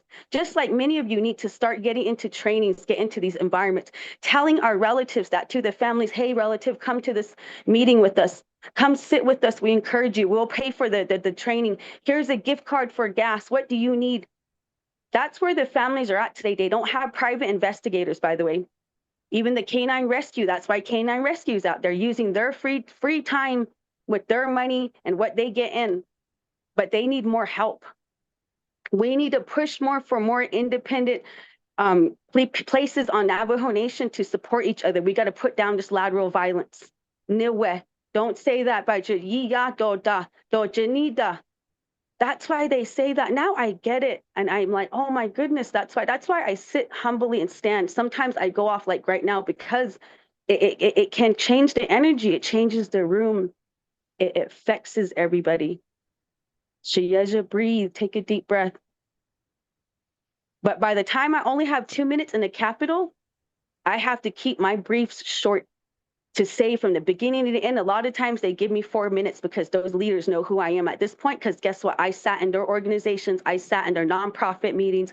I was one of the women that went in, and next thing you know, I'm coming through the door talking about their organization, how they operate, how they lied to me, how they said they were going to be here for me, how they were going to help me. But in reality, I tell them, you guys are stealing from my people. That's where Navajo Nation, our government, we need to start fighting back for these money and funds to come our way. The AA, all these services are off the reservation. I would love to come home to Navajo Nation. I have no housing there, guys. I would love to come home and provide my peer support services, but I have no building there. I got to run around. Even the lady told me, you need to do this training, and this. And I'm sorry, I don't have the rest of the information, but just start this first. So I have to start that. Same thing. Where's the guidance there? Right now, the CIB office, it's closed at 2 p.m. It's supposed to be open till 5 p.m. Why is that open until 2 p.m.? That's not okay. There's a lot there that people are shutting doors, restricting victims and families. Like me, like I said, I want to move home, but I have restrictions now. My own family doesn't even recommend us coming home because they're saying, no, Shia, you're doing better out there. But I want to come home. I need to heal. I know where the problem is, but how can we help our families again, relatives? Please write that in policies, in places, advocate, be the voice for it today. I spoke as a victim and a survivor. I spoke as a relative on behalf of my aunt that went missing, that chose a street life, that's out here. She's already been through system. She's already been told, if you don't get your life together, you're going back to prison. So that's why she's pushing hard to get recovery. I had to help the doctor, the place diagnose her, though. I had to be her voice. Someone needs to be a voice next to these families. If we can find someone to be strong in voice and not go back to their title and job, please stand up and stand with these families more. We need that. And I already said before, that's what I'm here for. But I haven't heard nothing. I just get pushed out again. But if anyone else wants to continue to move forward and support what I do have other places to go, other meetings to attend, and I will be here as much as I can. But I just come here to remind us who we are, what we're doing, stand with my women, support Amber Crotty, support Eugenia Charles, my Navajo Nation Vice President. It's election season. We're busy, we're praying again. We're tired, we're hurting. I'm just all over the place, relatives. So keep me in prayer too. I'm grieving. I lost a grandchild, relatives. So my home's hurting. I'm getting your emails. I got also email from Turtle Island. I got to go get with them next. And I'm just no creator saying, hey, it's time to go be a voice, Shiaja. Can you carry yourself, Shiaja? So I have to stand here with a strong heart, strong voice. And I thank you, Miss Amber Crotty. Everything you're doing, sister, you're in my prayer, and you're going to be more in prayer now because I feel your frustration. And all my relatives, Gary, Mike in here, all of my sisters that stayed in here, every single one of you that's still here listening. A lot of people left, by the way. There's only a few of us. So look around in this room now, guys. Start looking at the screen, scroll up and down. These are the people that start standing with, praying with, and those that left, may they come back with the reason why they excused themselves. Because that's not appropriate. That is very disrespectful in a way. And Amber Crotty is a busy woman. Busy, but look, she's still here. She didn't hang up on me or disconnect from me or nothing. and all the other people that stayed. And I knew the SWIWC, you, Kristen, I know your guys' passion and journey, everything you're doing. I hope you guys can come out to Navajo Nation more and help my community, because I know you could definitely bring more voices and support there. And Tatiana, as well. My brother Gary, thank you so much. Your daughter's life lives through me. Your daughter's life sparked my journey. And I still grieve with you today. I grieve a grandchild, a baby I will never hold. And I'm carrying your daughter on my heart. Ashlyn Mike is what woke me up. I was an addict. I was barely at the beginning of realizing I was an alcoholic. I was in denial. It's called a denial phase. So I really hope, I carry this message with pureness, Gary, your daughter. And I just want you to know I'm not abusing or utilizing her name in no way. I don't even say her name when that's where I need you to come for it, Tilla. We need a man to be a voice for us in this area. Every area. Please work with Sister Amber Crotty more. Everybody, let's continue to support Amber and Gary Mike. We have resources in here. I just called out a couple of their names. They're places that you can help. So relatives, I have to go now. I'm going to go back in prayer. I got to go pray again because I'm triggered again. Again, back to victim and survivor now. I got to go think of my aunt again. I got to go down this journey. Why are we in this situation? How did we get here? That's why I go sit in Sweat Lodge. I have to. I'm healing from years. And yes, this job is tiring. It's painful. And I just want to thank my community, every single one of you, for being here. The new ones too. Stay strong in here, relatives.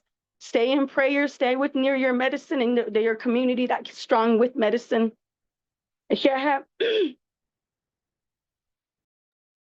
Thank you for that, Dee. We always appreciate you being on the line and sharing what you're seeing out there off the Navajo Nation there in the Phoenix area. And we're here for you. We're always here praying for you.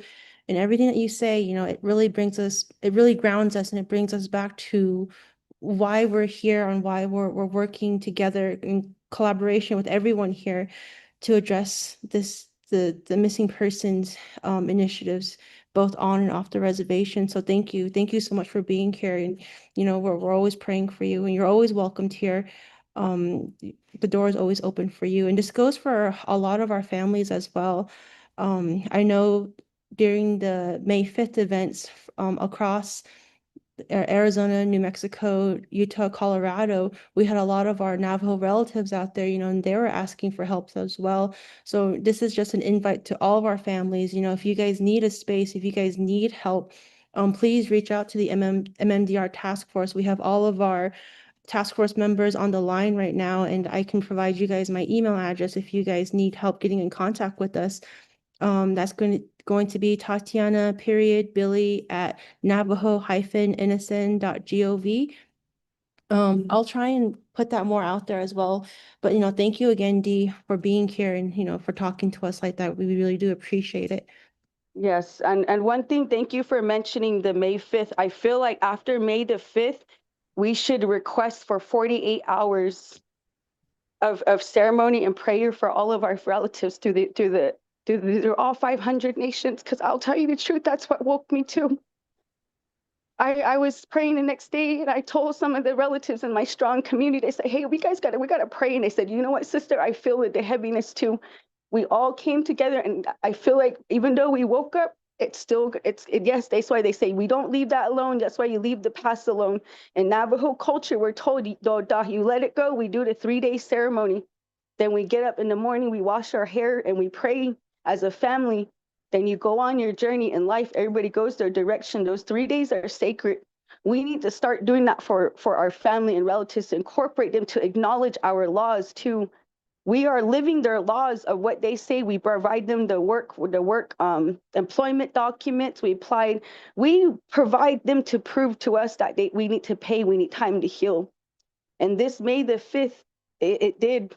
I feel like we need 2-3 days after to make sure we have people, our family come together, maybe a culture ceremony, a culture meeting we can support, because this is heavy. And I have a lot of people, my peer support service, I'm up until 1 a.m. lately. I've been, and I'm telling you, it's volunteer. I don't charge nobody. So it's real heavy. That's why I'm coming here today. And that's why I knew those emails came from me yesterday. I was like, oh, Creator, I just got done healing. He's like, well, this is a time to go speak. So yes, I feel like that's an important part of relatives after they speak at testimonies, at they're speaking about, we need to watch them for the next 3 days, help provide services. Even though they're silent, still text them, follow up, because that's what I do. I already had 3 suicide attempt calls within the last 72 hours, guys, from men and women. This is seriousness now, guys. So I appreciate your time and taking the time and effort. And do you want me to bring graph numbers and models? Believe me, they're coming soon. We're going to have proof. I'm part of it. I will have proof and numbers soon. We'll see you guys and talk to y'all soon, relatives. Yeah. Thank you for jumping on the line. Okay, task force members, I know, let's do a time check. It is now 10:35 a.m. We're gonna go ahead and do the vote for the final recommendations for the TCRP. Again, I'm going to be sending out the final draft version for this on Tuesday. I'm making the grammar edits for this to make sure that everything sounds that it reads okay, and then we'll go ahead and just start collecting all of your recommendations and comments for it. Lori, can you help us with the consensus? Do we have any objections or opposals to accept the report?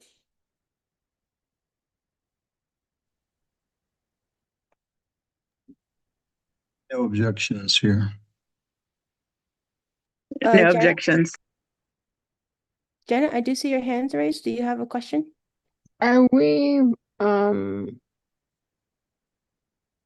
feel like I can't do any recommendations or object or anything as far as actions go because I haven't seen the document in full or any of the prior documents that we're looking at. So I'm just wondering, So I don't know. I'll share with you this document just so you have an idea of what it looks like. But in the past, we did share the full document before. So let me look for that link and I'll send it over to you after this meeting. Okay, thank you. Thank you. Okay. Yeah. So it looks like we have no objections. Okay, we have 14 members. We have 14 members. Perfect. Thank you for that. And then we're going to go right into our final report here. And this is just to accept or approving the amendments for our legislation for the MMDR task force to increase the number of community representatives and the task force as a whole to 21 members. And we'll just go right into the vote for this. Do we have any objections for this, task force members? Or questions?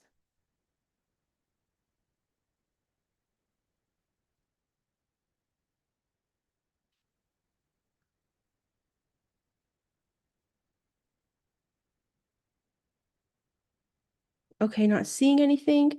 Lori, can you help us with the consensus on this one? Yes, thank you, Tatiana. I have 14 members with no objections. Thank you. Great. Okay, so we will start getting that language together. I'll start working with Delegate Cardi to finalize this. So thank you to everyone. So we'll move on to the agenda. Old business, none. New business, none. Close the meeting, announcement and adjournment. Do we have any announcement, task force members? Anything you'd like to share before we end the call? I'd like to say something. Georgiana, go ahead. Then we'll go to Gary, Mike, and then to Vanjie. Okay, my sister's walk's coming up on June 20th starting from Hogback to Shiprock Chapter House. And we would like everybody to come over and bring the signs of the family members to come and celebrate this day, try to get our voices out there so we could do do what we need to for our loved ones that are missing and murdered. It's also in Albuquerque on June 7th. There's Chad Brummett that did a documentary for my sister. And the documentary will be shown at the Guild Theater in Albuquerque on June 7th. I forgot the times on that, but I'll try to get out a paper printed so that I could share it with you guys. And that's the only events I have coming up for my sister, Renelle Rose Bennett. Thank you. Thank you for that, Georgiana. Once you get the flyers and all that information gathered, go ahead and send it over to me, and I'll send it out to the task force members. Gary, go ahead.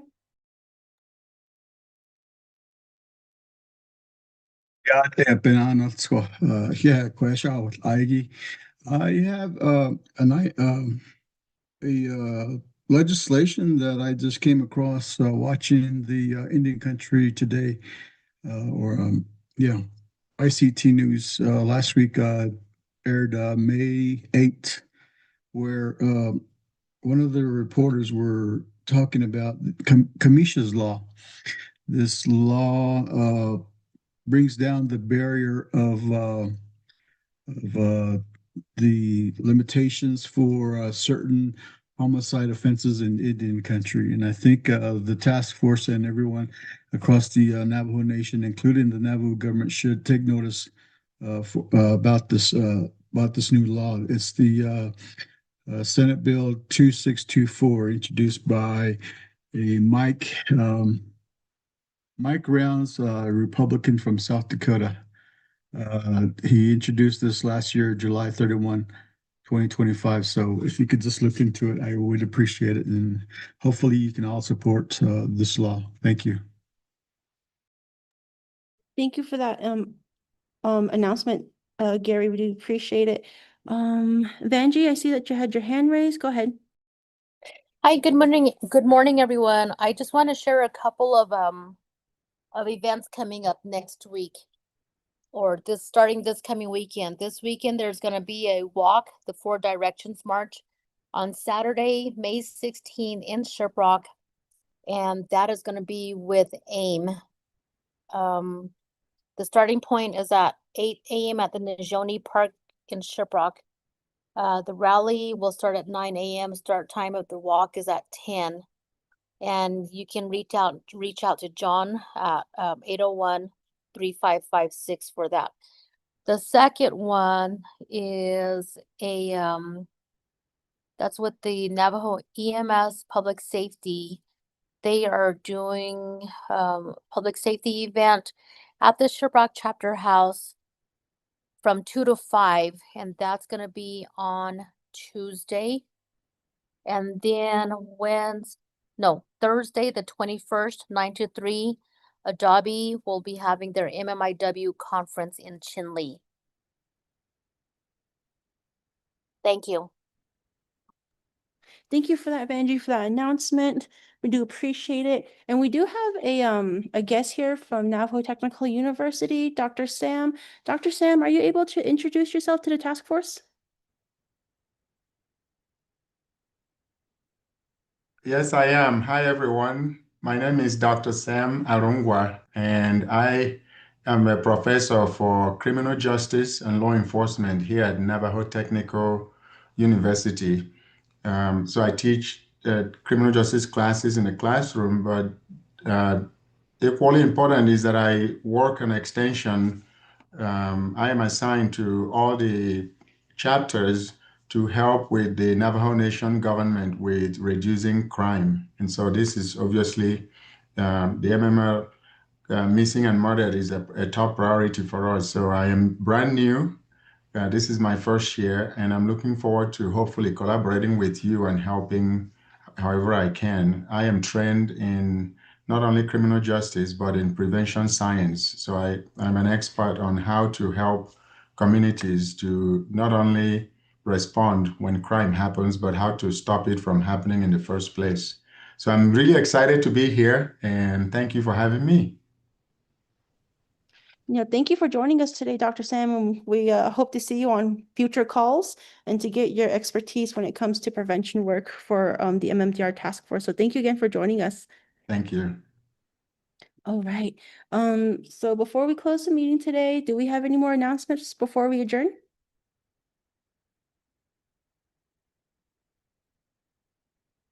All right, not seeing anything. Time check, the time is now 10:44 a.m. and we're going to adjourn here today. Thank you to everyone here, to all the task force members for coming online today and helping us meet quorum to take action on a few of these items. Everything that you guys do is critically important, and the work that we do, it's important for the Navajo Nation. So thank you guys again, and we'll see you guys next time. Have a good day. Bye. Thank you, Tatiana. Thank you. Thank you, Tatiana. Have a good day. Da, da, yeah.